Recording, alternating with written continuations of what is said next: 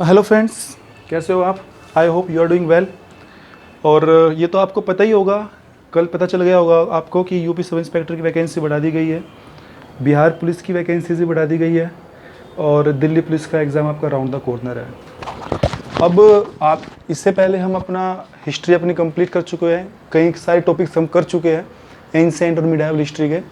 और इसके साथ ही क्योंकि जो है हमें करंट अफेयर्स भी करना है, तो करंट अफेयर्स में हम एमसीक्यू फॉर्म में ज़्यादातर अपनी क्लासेस लेंगे, एमसीक्यू फॉर्म में करेंगे ताकि वो आपको समझने में आसानी रहे और उसका एक्सप्लेनेशन आपको साथ साथ कराते हुए चलेंगे। दूसरा, बीच में आपका जो है टॉपिक्स भी अलग अलग टॉपिक भी कराएंगे करंट अफेयर्स से जो रिलेटेड है, एक बात। दूसरा, फिर आपकी साइंस की क्लास भी स्टार्ट होने वाली है कुछ दिनों बाद, साइंस की क्लास भी दिल्ली पुलिस के लिए साइंस की क्लास आपकी स्टार्ट होने वाली है। तो आज जो है हम एक टॉपिक करेंगे, एक या दो तीन टॉपिक करेंगे करंट का। तो जो आज का हमारा टॉपिक है वो टॉपिक है हमारा 370 आर्टिकल 370। हम आर्टिकल 370 करेंगे। तो आर्टिकल 370 आपको पता ही है कि जम्मू कश्मीर पर ही एप्लीकेबल है और इसको अभी जो है पिछले साल इसको एब्रोगेट कर दिया है, इसको ख़त्म कर दिया है। पिछले साल इसको ख़त्म कर दिया गया है, इसको एब्रोगेट कर दिया गया है। तो इसको जो अनाउंस किया गया था 8 अगस्त 19 को और 31 अक्टूबर 19 को इसको लागू किया था, एकता दिवस वाले दिन इसको लागू किया था। अब ये क्या है कि आर्टिकल 370 से जो प्रश्न आते हैं वो इस प्रकार से आते हैं कि ये तो पता ही है सब जम्मू कश्मीर से संबंधित है, ये भी आपको याद है कि कब ये अनाउंस किया गया था और कब ये लागू किया था, ये भी आपने याद किया हुआ है। लेकिन हमें जो पढ़ना ये है कि इसकी प्रक्रिया क्या थी, इसको हटाया गया, उस प्रक्रिया में से प्रश्न बनेंगे। यहाँ से प्रश्न नहीं बनेगा, प्रश्न बनेगा प्रक्रिया में से। ज़्यादा संभावना जो बनने की है प्रश्न वो है कि प्रक्रिया क्या थी और उस प्रक्रिया में कौन कौन से संविधान के कौन कौन से अनुच्छेद का उसमें रोल था, किन किन अनुच्छेद को प्रयोग किया गया है फॉर एब्रोगेटिंग दिस आर्टिकल नंबर 370। तो जो आर्टिकल का इस्तेमाल किया गया है, एक आर्टिकल था 373 और एक था 367। अब ये क्या है, देखो आर्टिकल 367 जो है, आर्टिकल 367 जो है वो ये कहता है कि जो प्रेसिडेंट है, प्रेसिडेंट के पास पावर है कि वो आर्टिकल 370 को किस तरीके से पढ़ेगा, किस तरीके को रीड करेगा, किस तरीके से इसको इंटरप्रेट करेगा। ये पावर है आर्टिकल नंबर, ये पावर देता है आर्टिकल नंबर 367 किसको, प्रेसिडेंट को, एक बात। दूसरा, आर्टिकल 373 कहता है कि अगर प्रेसिडेंट चाहे तो आर्टिकल 370 को हटा सकता है, इसको रिमूव कर सकता है, इसको अमेंड कर सकता है, इसको संशोधन कर सकता है। लेकिन कब? जब वो संविधान, जो जम्मू कश्मीर है उसकी संविधान सभा की सहमति ले, जब वो take the concurrence of the constituent assembly of Jammu and Kashmir, एक बात ये। तो 373 को की जो प्रेसिडेंट है वो इस पावर, जो आर्टिकल 373 है इसकी पावर से इसको हटा सकता है और जो आर्टिकल 367 है इसकी हेल्प से इसको अपने हिसाब से इंटरप्रेट भी कर सकता है, एक बात ये।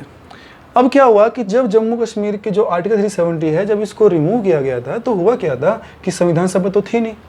जो संविधान सभा थी जम्मू कश्मीर में जिसने आर्टिकल 370 को इंडक्ट किया था हमारे कॉन्स्टिट्यूशन में, हमारे संविधान में, वो संविधान सभा तो खत्म हो गई थी। जब वो संविधान सभा थी नहीं तो राष्ट्रपति इस आर्टिकल 373 की पावर का जो इस्तेमाल कैसे करेगा, क्योंकि संविधान सभा तो है ही नहीं और संविधान सभा की जो है उसकी राय लेनी जरूरी है। अब हुआ क्या, क्योंकि राष्ट्रपति शासन लगा हुआ था और उस वक्त हमारे जो गवर्नर थे वो थे सत्यपाल मलिक। कौन थे? वो थे सत्यपाल मलिक। अब हुआ क्या, क्योंकि जो गवर्नर थे और राष्ट्रपति शासन लगा हुआ था, सारी पावर किसके पास थी? गवर्नर के पास थी। क्योंकि जब राष्ट्रपति शासन लगता है या तो विधानसभा डिसॉल्व हो जाती है या फिर जो है सस्पेंड कर दी जाती है सरकार। तो यहाँ पर क्या हुआ था, गवर्नर के पास पावर थी और गवर्नर क्या करता है, रिपोर्ट देता है। प्रेसिडेंट रूल में गवर्नर रिपोर्ट देता है प्रेसिडेंट को। तो जो लॉ एंड ऑर्डर है यहाँ का, जो कानून है यहाँ का, जो इसका मतलब एडमिनिस्ट्रेशन है जम्मू कश्मीर का, उसका जो भी चलाया जाएगा गवर्नर, इस यहाँ पर जम्मू कश्मीर का एडमिनिस्ट्रेशन वो गवर्नर ही चलाएगा। तो होता क्या है कि जब यहाँ पर राष्ट्रपति शासन लगा हुआ था, गवर्नर के पास सारी पावर थी, तो राष्ट्रपति ने जो है 367 की हेल्प ली, आर्टिकल 367 की हेल्प ली। इसमें इसमें, क्योंकि ये 367 कहता है कि अगर राष्ट्रपति चाहे तो 370 को अपने हिसाब से इंटरप्रेट कर सकता है, इसको रीड कर सकता है आर्टिकल 370 को।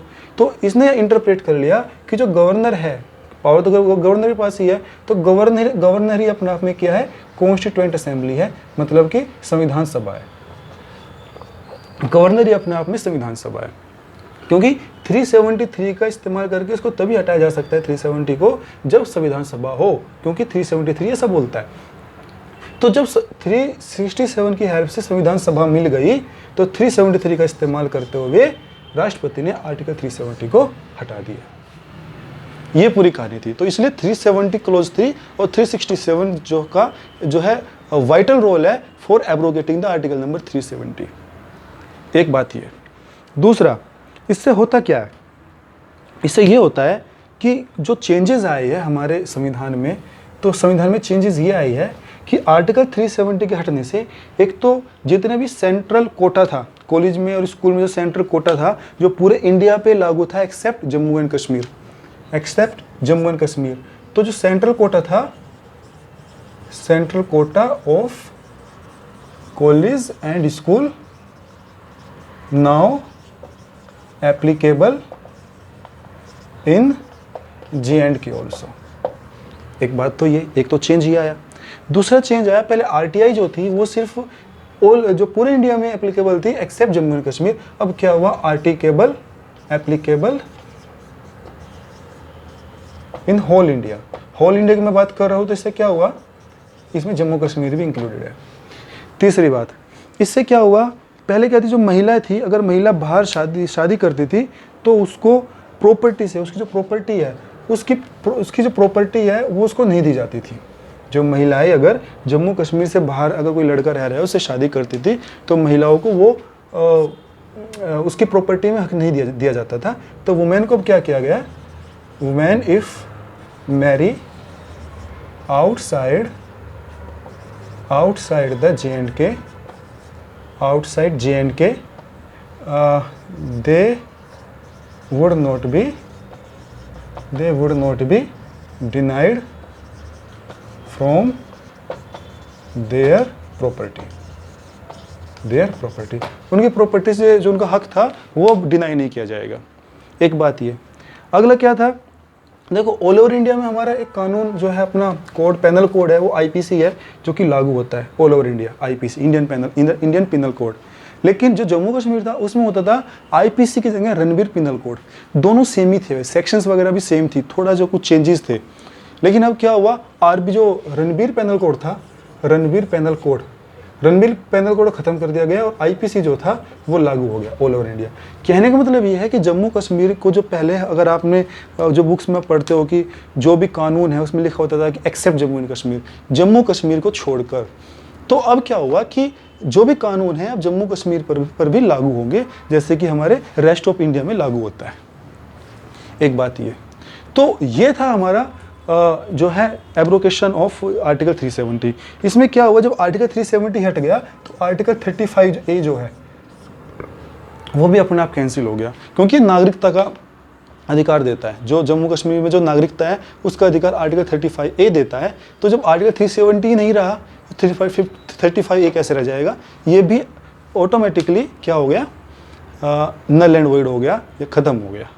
तो ये था हमारा आर्टिकल नंबर 370। ये एब्रोगेट कैसे हुआ, इसमें किस किस आर्टिकल का इन्वॉल्वमेंट है। तो जो प्रश्न बनेंगे, अब प्रश्न मैं बताता हूँ कहाँ से बनेंगे। एक तो आपको पता ही है अनाउंसमेंट, कब अनाउंस हुआ, ये लागू कब हुआ, इसके बाद इस वक्त गवर्नर कौन था, ये भी आ सकता है। प्रेसिडेंट भी पूछ सकता है, वो तो खैर पता ही आपको करंट में जो प्रेसिडेंट है। इसके अलावा ये पूछ सकता है कि संविधान सभा किसको माना गया था, तो जो गवर्नर था, गवर्नर को ही अपने आप में संविधान सभा माना गया था। गवर्नर उसकी जो आसपास जो भी उसको, क्योंकि गवर्नर है तो उसके सलाह देने वाली भी एक बॉडी होती है ना, गवर्नर की अपनी जो सचिवालय होता है गवर्नर का, वो संविधान सभा माना गया। कौन से आर्टिकल के तहत, 367 के तहत, और कौन से आर्टिकल के तहत 370 को एबोलिश किया गया, उसको एब्रोगेट किया गया, तो आर्टिकल नंबर 370 क्लोज 3 के तहत उसको खत्म किया गया। उसके हटने से क्या क्या फायदे हुए कि जो भी कानून हमारे जो रेस्ट ऑफ इंडिया में लागू होते थे, now those laws are also applicable in Jammu and Kashmir also. तो ये था हमारा एब्रोगेशन ऑफ आर्टिकल नंबर 370। अब जो हमारा नया टॉपिक है हमारा नया टॉपिक रहेगा अब हांगकांग। अभी आपको पता ही होगा कि हांगकांग में कभी एक प्रोटेस्ट हो रहा था। हांगकांग हांगकांग हांगकांग में अभी क्या हो रहा था, प्रोटेस्ट हो रहा था। अब होता क्या है कि क्योंकि हांगकांग जो है एक टेरिटरी है, अभी वो चाइना के कंट्रोल में है। चाइना जो है चाइना ने कंट्रोल किया हुआ है हांगकांग को, जैसे ताइवान को भी किया हुआ है। लेकिन ताइवान में क्या है कि थोड़ा उसके अंदर ऑटोनॉमी है, बट कंट्रोल जो है पूरा भी चाइना का है। तो हांगकांग की अगर बात करूं, अभी प्रोटेस्ट क्या था उसके बारे में बात करता हूं कि प्रोटेस्ट क्यों हुआ, हम उसके बारे में बात करेंगे। किसका ये वहाँ पर लोग विरोध क्यों कर रहे थे, किस बात विरोध कर रहे थे, ऐसा कौन सा बिल था जो चाइना ने पास किया था और उसके विरोध में हांगकांग ने, जो हांगकांग के लोग थे, उन्होंने वहाँ पर विरोध किया था। एक बात।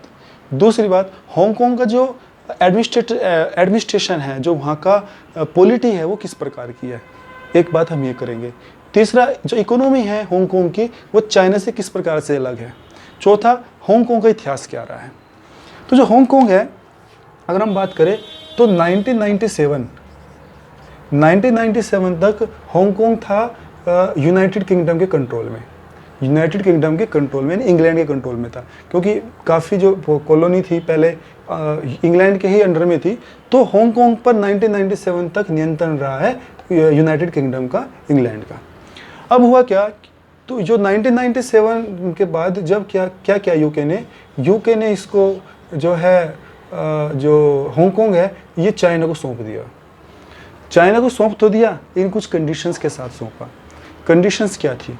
कंडीशन ये थी कि आप जो है हांगकांग की जो ऑटोनॉमी है, जो उनका अधिकार है, आप उनको नहीं छीनोगे, ठीक है। जो उनकी पॉलिटी है, जो उनका अपना लेजिस्लेचर है, आप उसमें हस्तक्षेप नहीं करोगे। आप अपनी मनमानी हांगकांग पर नहीं करोगे, नहीं थोपोगे। ये कुछ कंडीशंस थी जो यूनाइटेड किंगडम ने एक एग्रीमेंट किया हांगकांग इसके चाइना के साथ, और हांगकांग जो है हैंड ओवर कर दिया चाइना के। अब हुआ क्या कि अभी 2019 में एक बिल आया, एक्स्ट्राडिटरी बिल। उसका नाम है एक्स्ट्राडिशन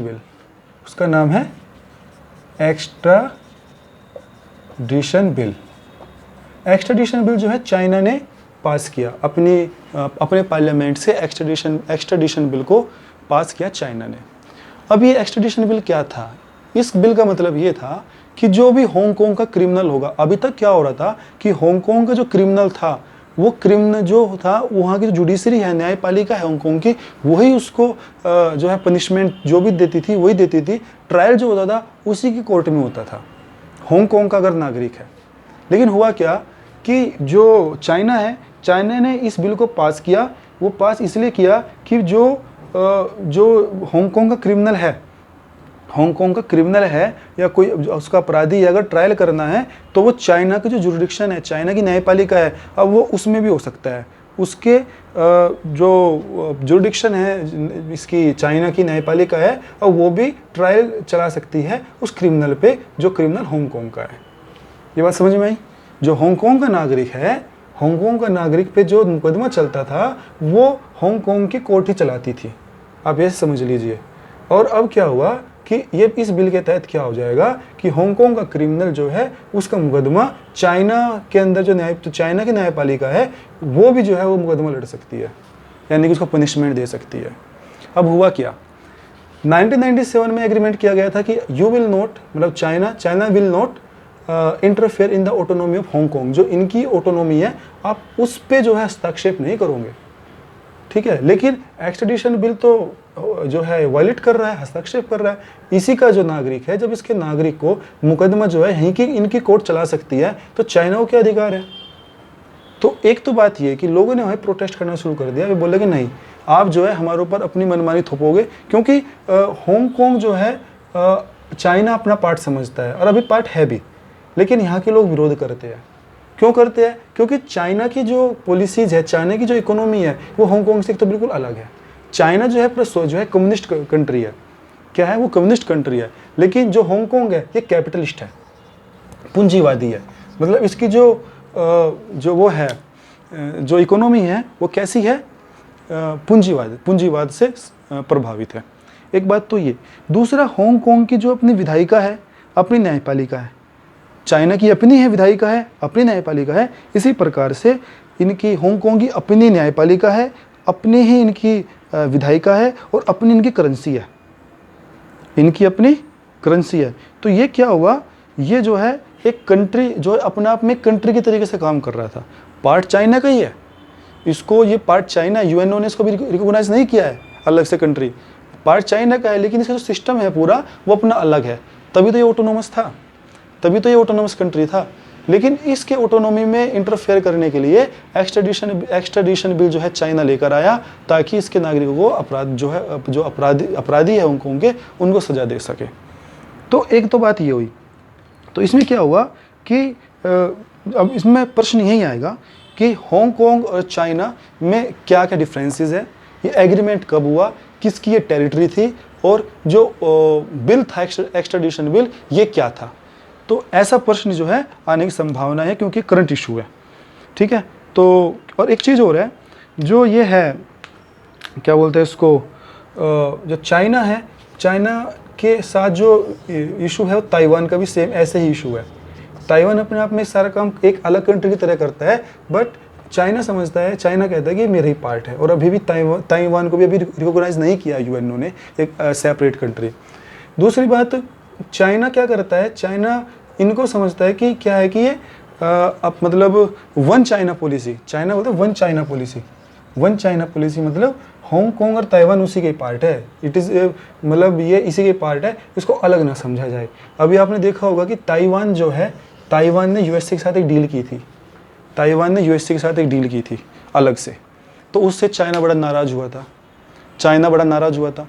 दूसरा जो ताइवान था, ऑस्ट्रेलिया ने किसके साथ एक डील की थी, लेकिन हुआ क्या, जब चाइना ने उसका विरोध किया कि चाइना ने काफ़ी जो है लोन दिया हुआ है ऑस्ट्रेलिया को, तो ऑस्ट्रेलिया को मजबूरन ताइवान से अपने संबंध तोड़ने पड़े, और बोला चाइना को, चाइना सपोर्ट किया कि नहीं, ताइवान इज़ पार्ट ऑफ किसका, चाइना का। अब बात है इंडिया का स्टैंड, हम देख लेते हैं इंडिया का स्टैंड क्या है। अगर हम वन चाइना पॉलिसी की बात करें, वन चाइना पॉलिसी, इसमें इंडिया का स्टैंड क्या है। इंडिया का स्टैंड ये है, इंडिया कहता है कि देखो ताइवान जो है ये चाइना, हाँ इंडिया कहता है कि we don't believe in one China policy, हम नहीं मानते एक चाइना पॉलिसी जो है इनका पूरा पार्ट है, मतलब ताइवान हांगकांग जो है ये इसी का पार्ट है। इंडिया इसका अपोज करता है वन चाइना पॉलिसी का, और इसलिए जो है इंडिया क्या कर रहा है, क्वेड, अभी क्वेड है, ये कुछ ज़्यादा हो गया वैसे, क्वेड है, क्वेड एक ऑर्गेनाइजेशन है, ऑर्गेनाइजेशन को आप ग्रुप मान सकते हो, 4 कंट्री का है, India, Australia, Japan, India, Australia, Japan, USA, ठीक है ना। ये क्वेड बना रहे हैं ताकि वो वन चाइना पॉलिसी का विरोध कर सके, और चाइना की जो साम्राज्यवादी जो नीति है, जो वो पैसिफिक ओशन, प्रशांत महासागर पर अपनी सब पर अपना कंट्रोल करता जा रहा है, वो साउथ चाइना सी पर कंट्रोल करता जा रहा है, जो छोटे मोटे कंट्री है उसके जो उसके आसपास है उन कंट्री पर अपना हक जता रहा है, अब उनकी टेरिटरी पर अपना कंट्रोल करने की कोशिश कर रहा है, तो उसका विरोध करने के लिए क्वेड बनाया गया है ताकि सब मिलकर चाइना का विरोध कर सके। ये एक है। वो बात अलग है कि ये जो कंट्रीज है ये नहीं, ये मानते, ये कहते हैं कि नहीं, हम तो सिर्फ पैसिफिक ओशियन में, प्रशांत महासागर में एक्सप्लोर करने के लिए, तेल निकालने के लिए और वहाँ का जो रिसोर्सेज है उसको एक्सट्रैक्ट करने के लिए हम जो है इन्हें ग्रुप बनाया है। लेकिन हकीकत ये है कि ये जो है इनका मकसद यही है कि जो for hampering the expansion policy of China, ये चीज़ है। तो ये था हमारा हांगकांग। अब जो हमारा नया टॉपिक है एक साइंस का है, साइंस एंड टेक्नोलॉजी का जो टॉपिक है अब की बार हमारा जो है Indian data relay satellite system, Indian data relay satellite system. Indian data relay satellite system, ये क्या है, IDRSS। अच्छा, वैसे आपको बड़ा देखने में कॉम्प्लिकेटेड लग रहा होगा, है क्या। अच्छा, इसके बारे में इसमें काफ़ी बता दूंगा, लेकिन आपको याद करना है वो लिमिटेड याद करना है, ज़्यादा डिटेल में से नहीं आएगा। एक्चुअली क्या है Indian data relay satellite system, ये क्या है, सैटेलाइट्स है, सैटेलाइट का सिस्टम है। इसमें क्या किया है इंडिया ने अभी और अनाउंस किया है कि वो 2 सैटेलाइट IDRSS 2 सैटेलाइट है उनको लॉन्च करेगा, और उनको लॉन्च कहाँ करेगा, जियो स्टेशनरी ऑर्बिट में। कहाँ करेगा, 2 सैटेलाइट लॉन्च करेगा, IDRSS 2 सैटेलाइट है सैटेलाइट सिस्टम में IDRSS, इनको लॉन्च करेगा। कहाँ करेगा? जियो स्टेशनरी ऑर्बिट में। एक बात, ये क्या है अभी समझाता हूँ। जियो स्टेशनरी ऑर्बिट में इसको लॉन्च करेगा।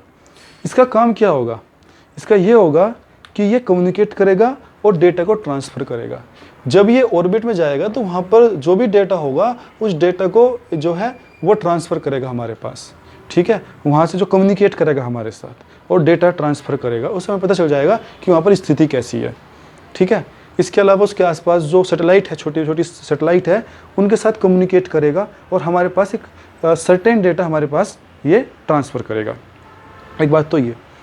और ये दूसरा क्या करेगा, जो IDRSS है, ये क्या करेगा, ये जो सैटेलाइट है लो ऑर्बिट में, जो लो अर्थ ऑर्बिट है, ऑर्बिट सैटेलाइट है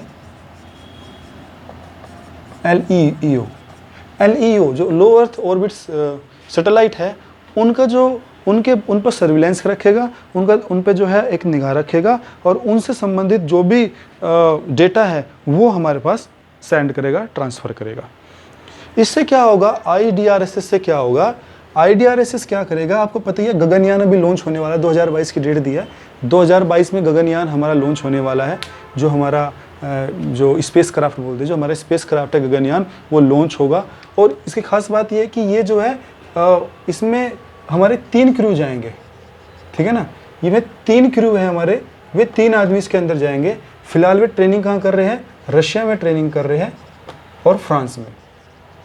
रशिया और फ्रांस में हमारे 3 क्रू जो है जो गगनयान में जाएंगे, ठीक है, वे इसमें यहाँ पर ट्रेनिंग कर रहे हैं, ट्रेनिंग ले रहे हैं। और ये क्या करेंगे? ये गगनयान में जाएंगे। अब गगनयान से अलग टॉपिक हो गया मैं आपको, लेकिन इससे जुड़ा हुआ है। तो गगनयान में वे जाएंगे और 3 क्रूज में जाएंगे। तो ये करेगा क्या? जो IDRSS है ये गगनयान के लॉन्च में, और जब लॉन्च हो जाएगा उससे जो हमें डेटा मिलेगा उसमें ट्रांसफ़र, जो उसमें जो है ये हमें हेल्प करेगा गगनयान लॉन्च में। तो ये बात होती है इसकी कि इसके फ़ायदे क्या है, ये क्या है और ये कहाँ जो है इसको लॉन्च करना है। अब बात करते हैं कि ये जो हमें 2 टर्म मैंने बताई है, जियो स्टेशनरी ऑर्बिट और लो अर्थ ऑर्बिट, ये दोनों क्या है?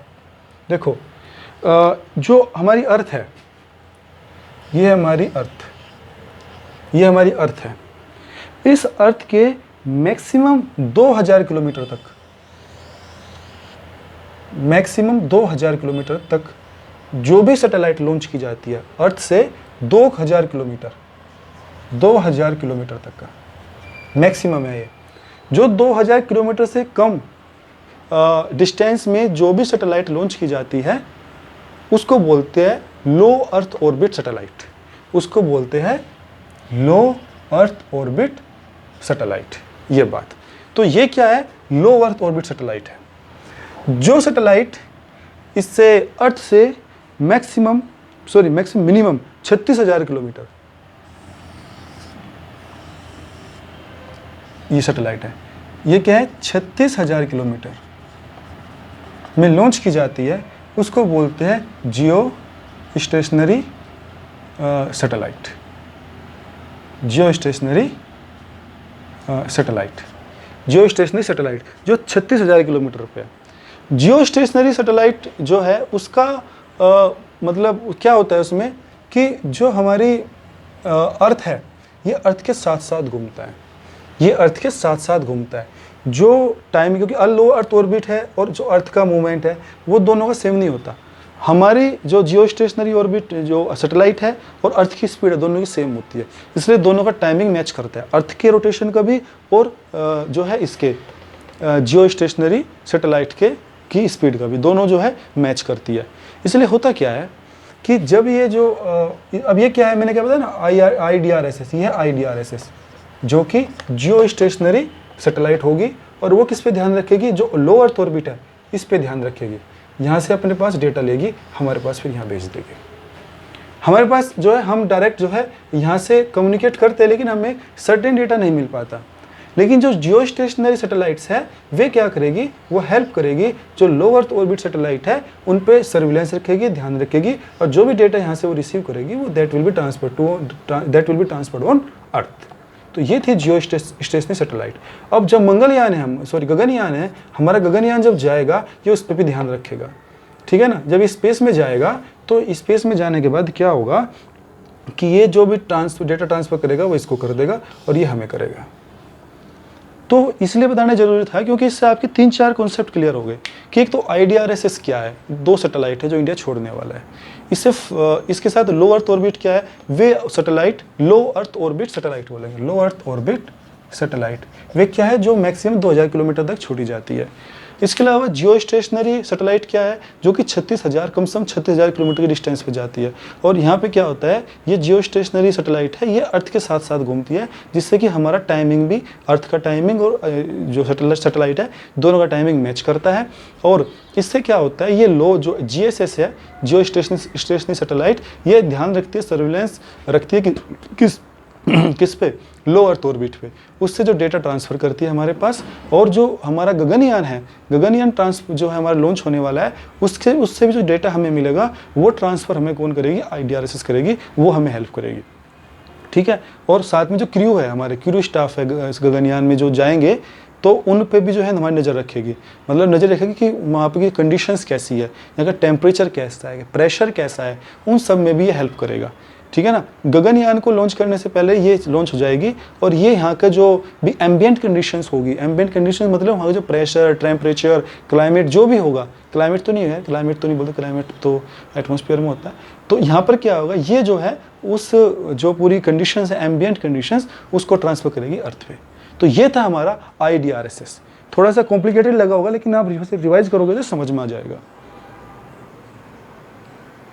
अब जो हमारा नेक्स्ट टॉपिक है, हमारा नेक्स्ट टॉपिक थोड़ा इकोनॉमिक्स से है। इसमें क्या है कि जो टॉपिक है हमारा वो रहेगा हमारा इसका ई-मार्केटिंग का। ये जो है ई-कॉमर्स का हमारा नया टॉपिक है, ई-कॉमर्स। ई-कॉमर्स में क्या है, जैसे आपको पता ही है, अमेज़ोन है, फ्लिपकार्ट है, स्नैपडील है, ठीक है, अलीबाबा है, ये सब क्या है, एक ई-कॉमर्स कंपनीज़ है। अभी कुछ चेंजेस किया गया है। एक्चुअली आपको पता होना चाहिए कि जो ई-कॉमर्स होता है कितने प्रकार की होती है। ये 2 तरह का होता है, ये 2 तरह का होता है। एक होता है इन्वेंट्री बेस्ड मॉडल, एक होता है इन्वेंट्री बेस्ड मॉडल। अभी समझाता हूँ क्या है। दूसरा हमारा है मार्केट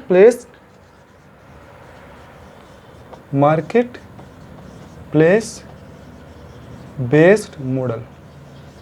ये क्या है, देखिए जो इन्वेंट्री बेस्ड मॉडल है, इसमें क्या होता है कि जो कंपनी सर्विस प्रोवाइड करा रही है, प्रोडक्ट भी उसी का ही होता है।